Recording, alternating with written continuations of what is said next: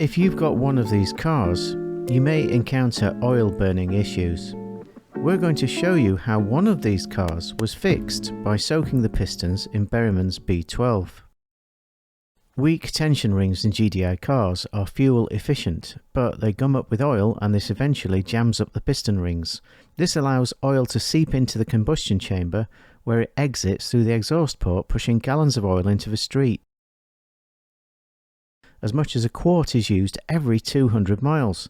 You'll need to be really careful not to run your engine dry. This happened to me. I used 80 quarts in just 6 months. All of the items you're about to see are listed in the comments. Also in the comments are direct Amazon links. First stop, tools. Using these $6 steel straws, we can put them down the pistons in order to test how level the pistons are. We can also slowly crank the engine and that will level these up. It's a useful way to see if the fluid is going to stay in the cylinder when we pour it in. We'll also need a 22mm wrench. This one has a 15-degree offset and that allows it to avoid contact with adjacent panels. We'll be using this tool to crank the car manually. We will use a 10mm socket on a 12-inch extender to get at 2 of the bolts on the crank cover. We'll need a spark plug socket, a torque wrench if you've got one, and a funnel to pour in the B12.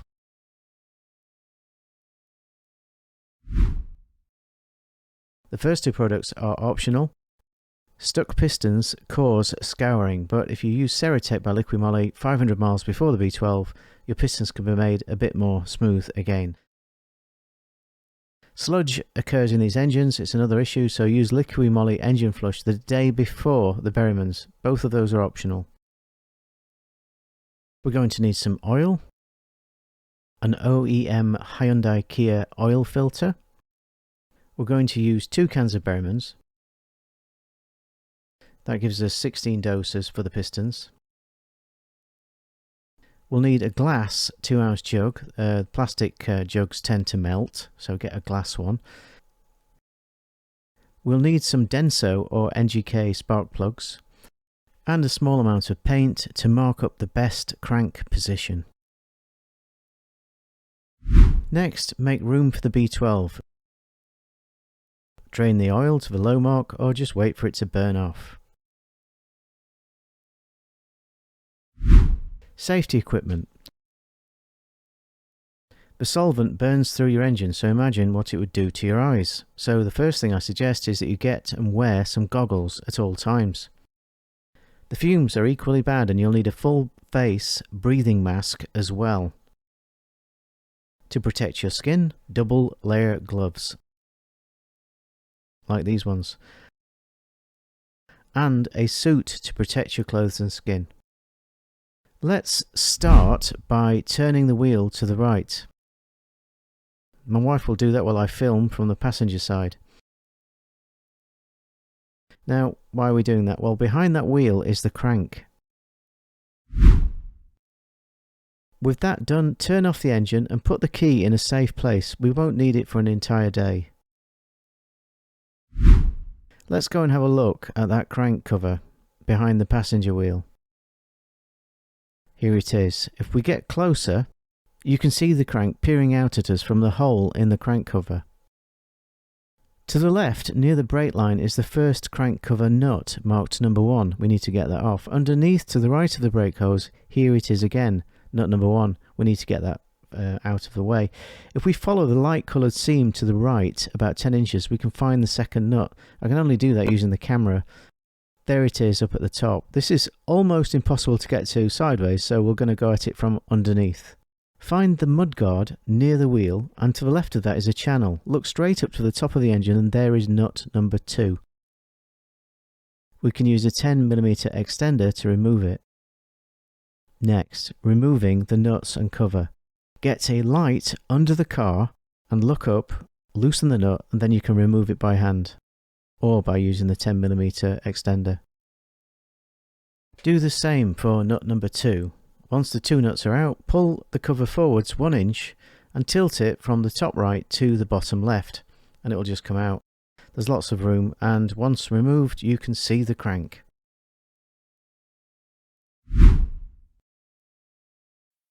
Go to the front of the engine, grab both sides and firmly pull up. Put it to one side. We'll need to clean the top of the engine and remove any debris or dirt to prevent it from going down into the spark plug holes.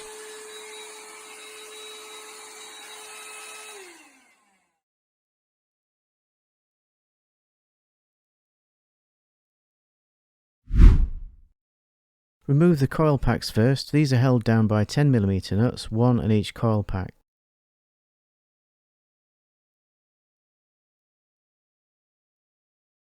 Put the coil packs towards the front of the engine.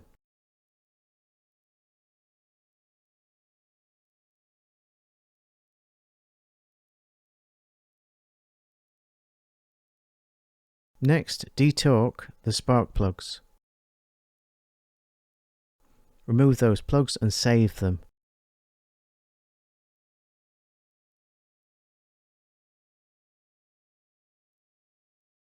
We can use these later on, so don't throw them away.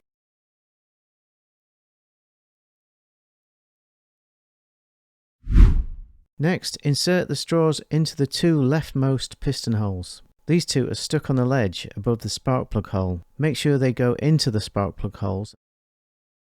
Much better. We need to crank manually to get them into the right position. Go slowly and check the crank position often by going up to the top, coming back down.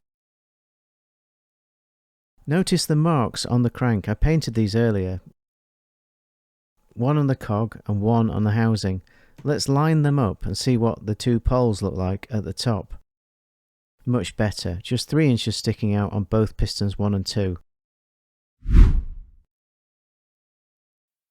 Now that our levels are equal, let's make crank marks.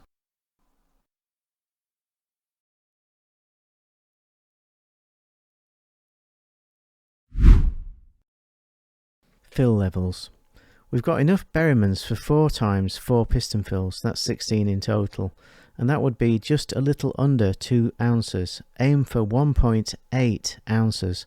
Don't use the full 2 ounces or you will run out. Let's get started. This is the 6 AM pour and crank. In cylinder 1, pour in 1.8 ounces, 1.8 in number 2, just under 2 ounces in number 3, and just short of 2 ounces in number 4. Then crank clockwise 2 times. When you've finished, cover the holes with some cloths and leave the car for 6 hours to soak into the pistons. At midday, we'll start all over again. Pour into cylinder 1, cylinder 2, 3 and 4, just 1.8 ounces.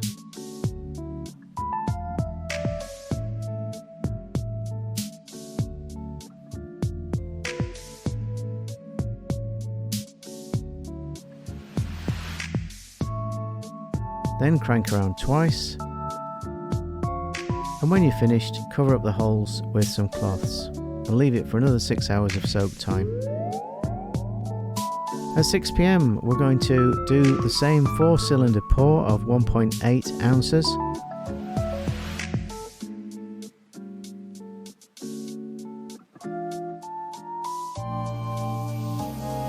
Crank round twice.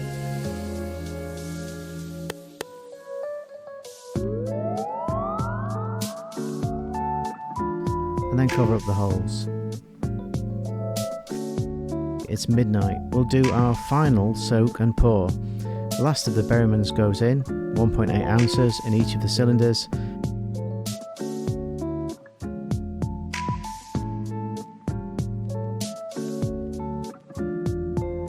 And we'll do our last 2 cranks round. Cover up the holes and go and get some sleep.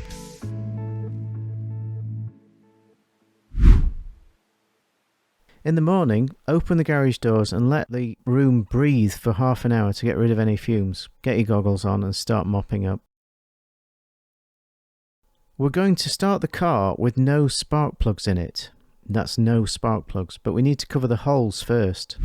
Get some rags, and we're going to cover these spark plug holes with the rags. But these will just fly off when we start the car. There's a lot of pressure coming out, so we need something heavy to hold it down. I chose a large piece of wood, and we need this to counter the strong action of the jets of solvent, which the car starter motor will produce. After each burst, I'm going to get out, make a quick check, and then carry on if the wood hasn't moved.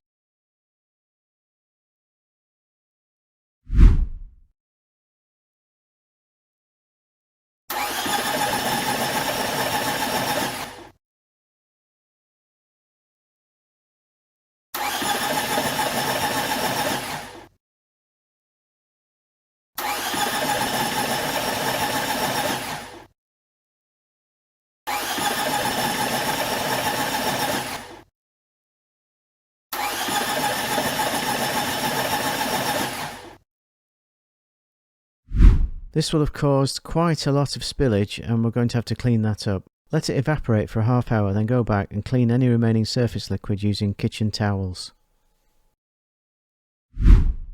Quickly install the old plugs and reinstall the coils. Now we're going to start the car. We'll do this in 10-second bursts. This could take up to 12 minutes according to other people. Okay, first go.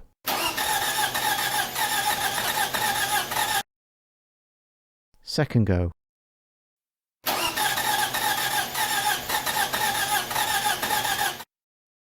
Third time.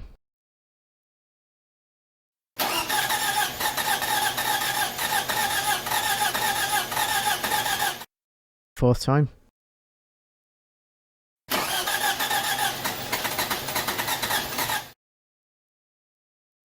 Nearly there, fifth time. We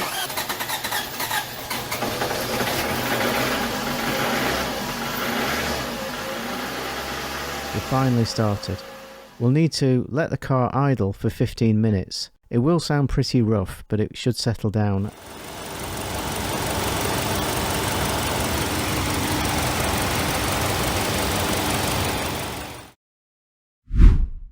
Okay, now that the engine's warmed up, we're going to take it for a half an hour run, but don't go fast. Maximum 65 miles per hour.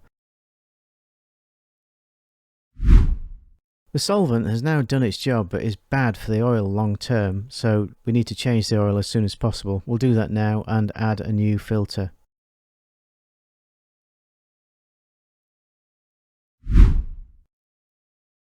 We're also going to add in new spark plugs.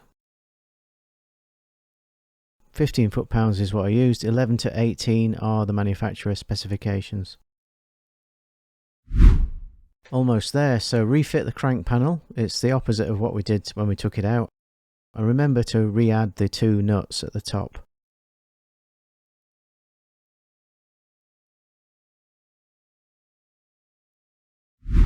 So the only real way to test what we've done is to drive. 3,000 miles is what I did, and testing the dipstick every 200 miles gave me a lot of joy because I'm still looking at the oil every week and I still can't believe that it's lost no oil. So the Berryman does work and prevents you from having to buy a car you didn't want purely because the piston rings were gummed up.